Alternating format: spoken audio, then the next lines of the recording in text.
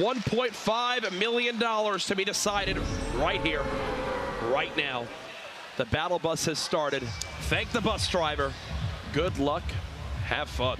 Now, like you said, this is Game 7, the last bus trajectory for the entirety of Summer Skirmish. 8 weeks straight.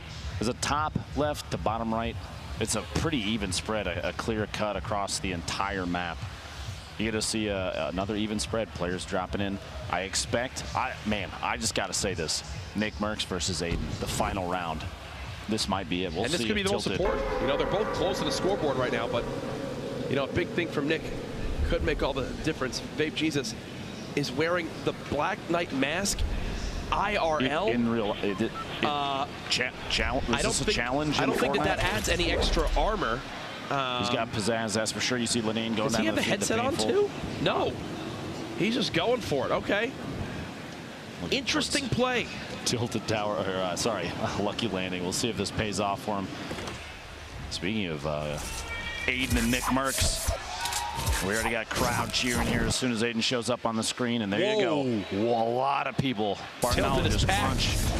You got Nick Merckx inside the main building. He always drops to, and early rockets for Aiden is going to be pretty important, especially if nobody else has shield yet. And speaking of the devil, there we go. He's going to have a full shield. He can swap weapons out. He's going to get that and green AR. Clingers on the ground too as an option to fill the last slot. Flower on the outside.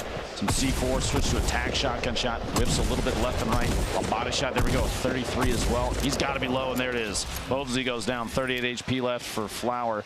He does have a little bit. You think Crashy's going to sprint on over, right? Yeah. Oh, yeah. Saf, who has always been landing at the top of Valhalla or Viking Village here, does it yet again. Drum gun on the ground. He's got Jumpman nearby. Does have a health advantage. There's a rift there too, so no matter how long this fight plays out, Jack, they can go to the last second, and whoever's left can escape.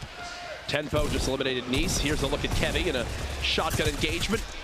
The tack not coming out on top quite yet. It's actually a battle with tfue, who has one elim so far.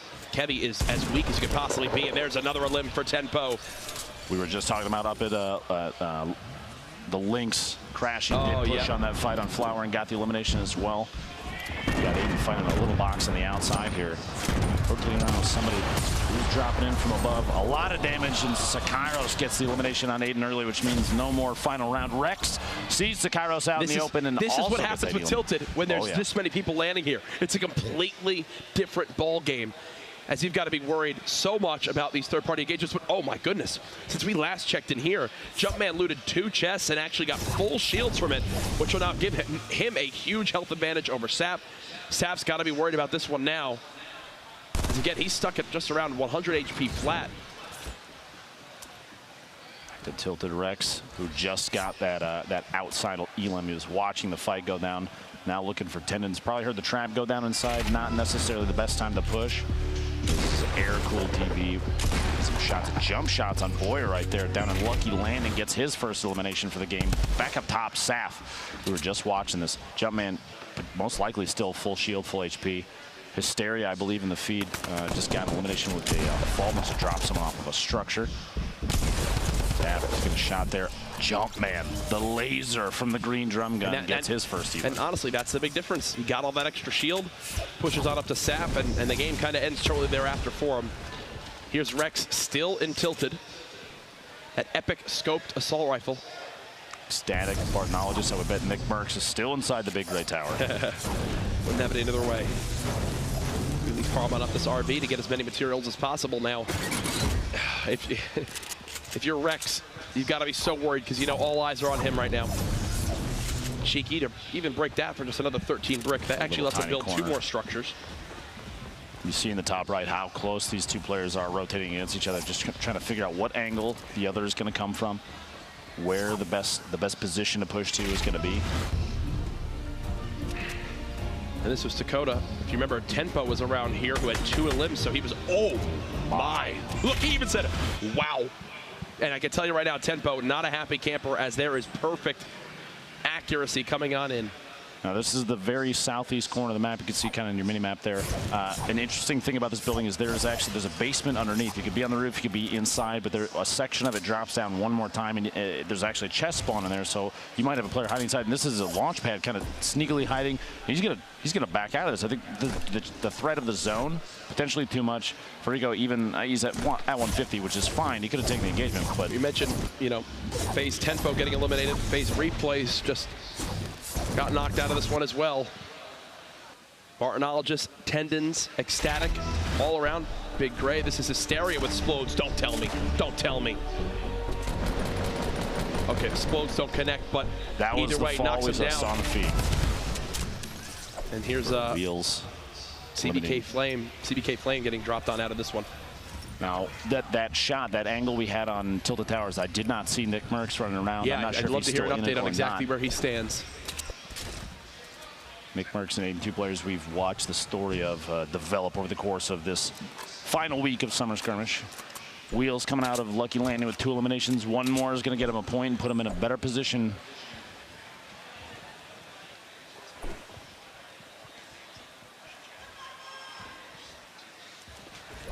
As Wheels is rotating towards Lucky Landing, he's got to go the opposite way. Here's Levake. Only 35 health, but gets the headshot onto Hysteria. And that'll end Hysteria's day. He was just on the outskirts of the top 20. So I believe he'll fall just short of earning some of that extra prize money.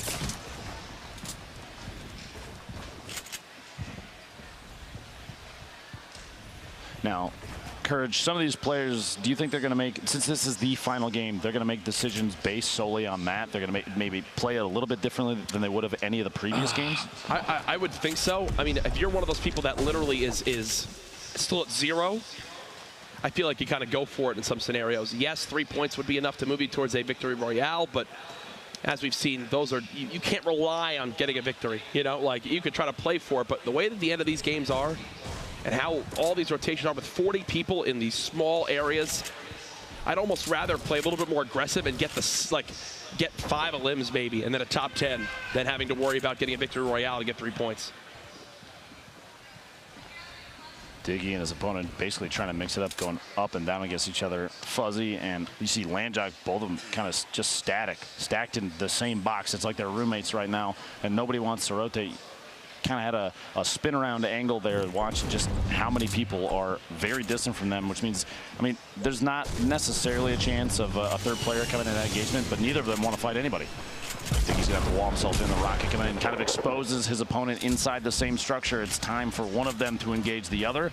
Everything was blown open there, and it was Nibs that shot, I believe, that rocket. You see Amon's in front of him as well, but the zone is kind of it's the player that's going to push everybody along. Still probably the most efficient eliminator of the entire weekend.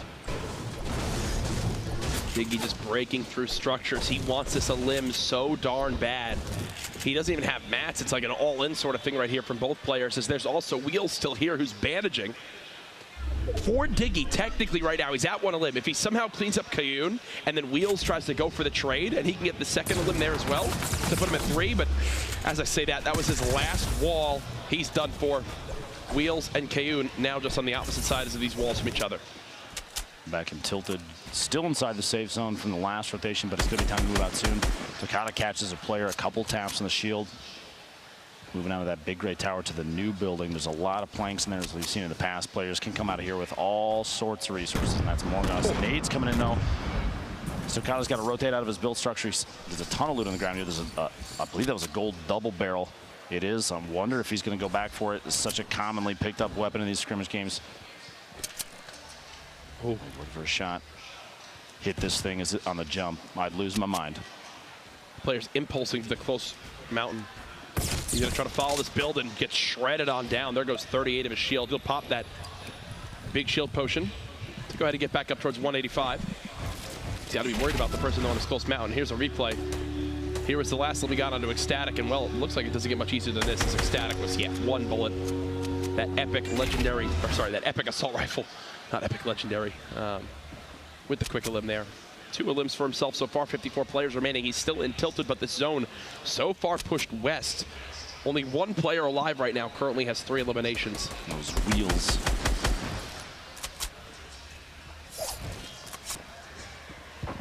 This next circle, Courage, is basically centered on that villain base, or Valhalla, the Viking village up on top of the mountain. So you've kind of got Greasy on the edge, you've got Snobby on the edge, and the sports complex. But there's a lot of open area with just sprinkling of trees, which means you're going to see a lot of structures pop up as the main defense method to feed their poach, securing another elimination. We've got multiple players now. I believe Takada's at 3 elims. Wheels eliminated 53rd this game, but a handful of them still sitting on 2 eliminations. Chris, FPS, Lassius, Levig, and Sofa all have 2 eliminations and are still alive, which means 1 more for any of them. Here's a point Amont's picking Snood off. Gosh, Bartologis was on the receiving end of these explodes. Trying to survive on through, does get a ton of damage down onto FPS. Thankfully for him, he's got minis, he's got a big shield. He can go ahead and get back up towards 120 HP. Bartologis will take the time to stop and medkit, and you see Blind trying to be the third party that engages on here. He's pushing forward. Blind can pay spoiler for both these players here. One on the opposite side of this wall. He's been tagged once. There's the shots coming on in. First elim now for Blind, the second player peeking from above. Will this work out perfectly for Blind? You can't tell as of yet. To FPS at 121, that's a big tag with that heavy shotgun. Oh, out of the sky. As the crowd erupts there, that's his 3rd elim to FPS, getting on the board. Very good shot there on Blind on the way down. We've got Landjock rocking the power cord still.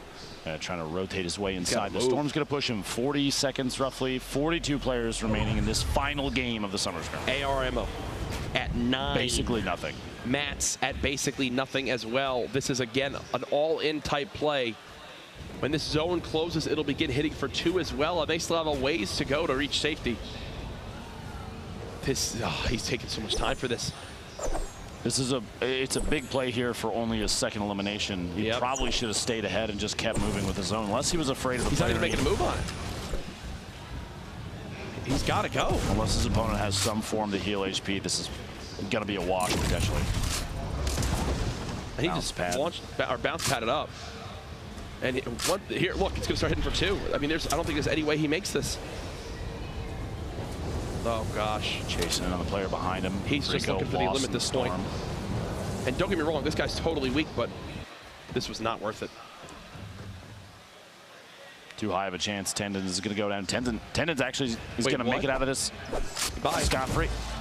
Landjock throws himself the fall damage at 10 HP. The head nod from Tendon saying, yeah, the Storm can have you, and I'm going to stay alive. This is a top-down view. Takada getting his 3rd elimination on Bandit for his point in the 7th match. Nibs dropping down. He's got a decent setup for weapons here. No splodes left, but he does have a chug jug, and he's going to take the 15 seconds right now. Look at that build battle. Now's the time to do it. He's got, and he just barely adjusts and stops it. He moved a little bit too far, and now Levake will shoot him down. So honestly, that adjustment might have saved him. The angle from that rocket, he scooted just barely down the stairs. The blast radius, he moved just outside of it. Didn't get the chug jug off, but I'd rather that than get eliminated. It's going to be a greasy ending with the Valhalla/Viking village still in play on the top of that mountain. And he's going to stop again and try to chug jug. You see Liquid Chap just got eliminated. Rough day for Liquid Chap up to this point in regards to elims, but at 3 points, I think he still may have gotten himself near that top 20. We'll obviously check the full standings after this game is all said and done. Ranger eliminated by the Storm as well in the feed there. 34 left, 30 seconds till the next circle. And we've got a big stack of players on the south and southeast edges of that mountain. That's a lot of players that are going to build up those little bases. In fact, we can see a top-down view of the minimap. I'm going to be honest with you, so many of these little arrows aren't even moving. They're just spinning in circles. Yep. Everyone is more than content with just staying alive for this time. Takada already with 3, looking to add more limbs to his game. Here comes the zone. Once this one closes, the Storm will hit for 5. And that's when it really begins to start taking its victims. There we go, the Storm's going to start to push. Very few players are still remaining outside the circle. Everyone's pretty much already established themselves. You see there on the left side of your screen. You got one player flying in from the east side, trying to get inside the safe zone, but there's not going to be a whole lot of gatekeeping. This is going to come down to the last few circles here, this final game. Good catch from Takada, dropping on in. There's still this crate here. I'm wondering if someone tries to loot it. I think that's what this push specifically was for. These shots, the shotgun shots and immediately catching yourself midair is incredibly fast gameplay. Oh gosh, he's getting shot from a third party. Storm 44. Both of them are. He can squeeze his way in here in just a second, depending on the position of the Storm. He doesn't really have a whole lot here. 289 metal left. That's not necessarily going to be enough to push his way in. Depends on the choice of this third player whether to continue to engage based on the damage. And the campfire though. And here you go. I was talking about it a second ago. These are all the little pods. Everyone's decided to build their apartment complex here, basically. Play for the late game. Morgoth staying in. Everyone just sitting still. tfue still in this game as well. Sam, Joystick, 31 players left. Look at the materials for Ghost Bizzle here too. Almost 1,400 to work with. Pretty solid spot, and he's got to like his inventory as well. He's got the rare drum gun, rare assault rifle. Obviously the tac shotgun may not be the best, but he's got 10 minis. There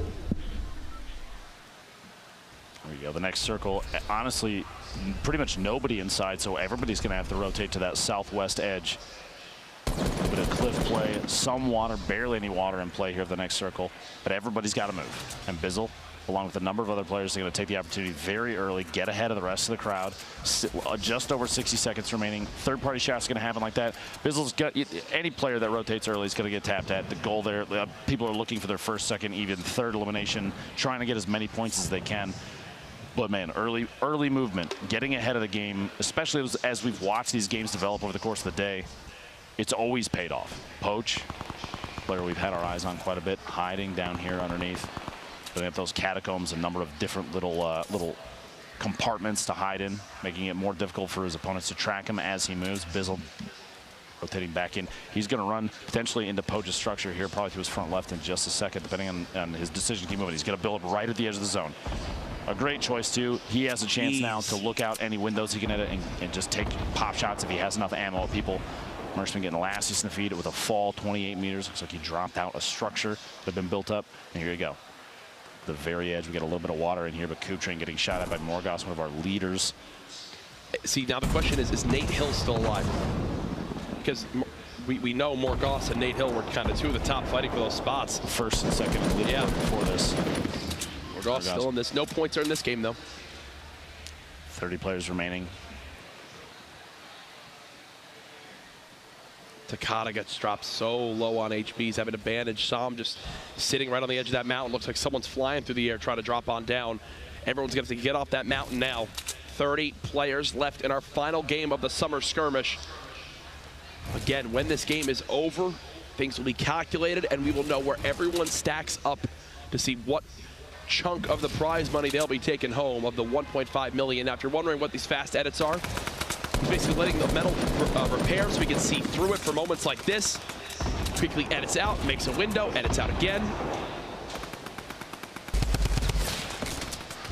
tfue in the feed, eliminating Takada, one of our higher elimination players this game. FPS getting sprayed from the side. He's got the layer up because there's multiple players in here. I believe the one he was just shooting, it was spinning like a top. Got a second to live. That was on the base soldier. 28 players left now. Morgoth's trying to establish his third elim. This is FPS with 5. Morgoth again does get the third elimination on FPS. That's a point for him. Ripmate here hanging out on the very edge of the circle. And the feed tendons takes Strugs out. Gorilla gets Fulmer from TB. Morgoth gets another. So 4 limbs for Morgoth. Expanding on the lead he had. It's going to take some incredible performances at the end of this to potentially dethrone him. Here's a look at everybody right now. Morgoth's close, I believe, towards obviously even more points in top 10. Poach moving into this next zone. You've got a number of players close to the cliff, too, building up towers. They have top-down views of pretty much everything. You can wait and bide their time. We had just for a second there, I believe Fade was up on the outside. You see tfue moving in the back corner. 23 left, 35 seconds. Very fast builds, trying to establish basically any structure he can. Oh, no. It's a heavy tag. Down to just 78 health. And again, that audible, you can tell when the shields are gone. That's Envy Gorilla, who he's in a build battle with right now. Both players could be further from the zone, which could be their downfall in the next few moments as the zone begins to move. Coming down to our final couple circles. Psalm dropping down. He finally just left his little huts that he's been in forever, it seems. Marksman still in this as well. Ghost Bizzle still with a decent amount of materials. Here we go. The storm's starting to move. You've got only a handful of players outside the zone, including one flying in right now. I believe there's 3 or 4 more that still need to get inside the safe zone. So everyone else of the 23 players, the rest of the field is already established inside the safe zone. So players like Poach, you see, they're going to take tap shots at anybody they catch moving because it's the count of players that's going to be is very low. Remember, only top 10 earn an extra point. There's a look at everybody moving. Psalm gets dropped on down. Tendons is one shot as well. Fade still keeping the high ground at max HP. Morgoth now at 5 elims.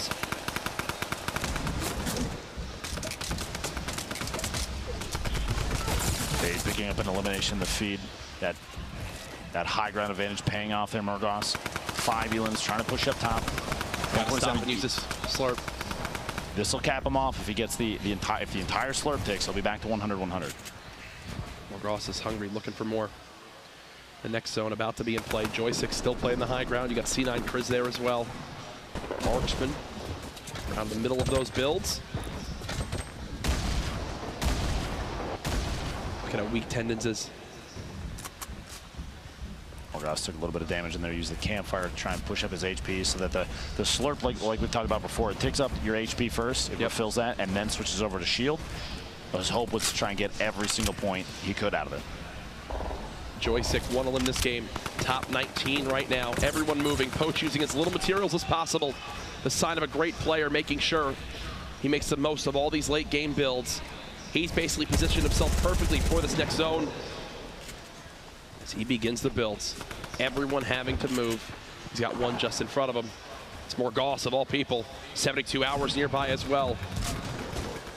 Poach inching forward, gets tagged heavy. He'll place a trap too. Come on, run on in if you'd like. 18 players left, 10 seconds till this thing closes, and then we find out what direction they're going to have to go next. Morgoth, 5 eliminations still. Tendons go down to 860 bullets in a minigun. He can spray this forever. Almost gets caught off guard. The edit there, bit back just a little bit. He's very low on materials now. Only 20 hours left. Just got dropped by the storm. More fights going on around. 14 players. 14 players remaining. It all comes down to this. You see it. Look at everybody. Fade going down to the bottom of the screen. 13 players left. Kriz goes down to Cease. Merksman still alive. tfue still up as well. Poach just hiding in his little box, and Triz, the most HP left in the lobby at max 200. Morgoth has so much firepower, but not a lot of materials and shields. It's making him have to second guess these decisions. 11 players left. The final match, Game 7 of the Summer Skirmish. In the rotation, everybody's got to go west. Everyone's got to move. Here we go, folks. It's all going to develop quickly. Right in front of Morgoth. Tries to hit the shot. Nothing as of yet. Turns the corner. Spraying on down with the drum gun. The storm at his back. He's only got one direction he can go, and that is forward.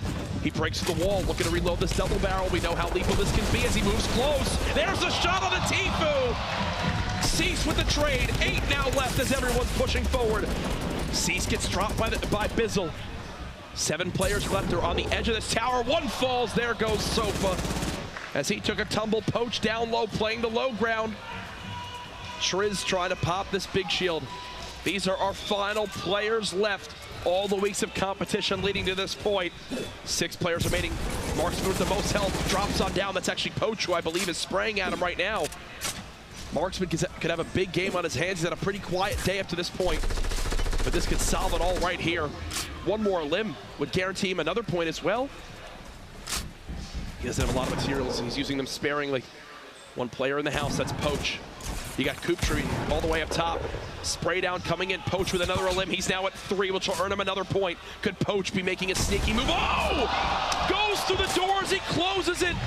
Marksman sneaks on in. That's another point. He's down to just 12 HP. Only gets a quick little tag there. Top 3 now. Coop Train, Triz, and Ghost Bizzle.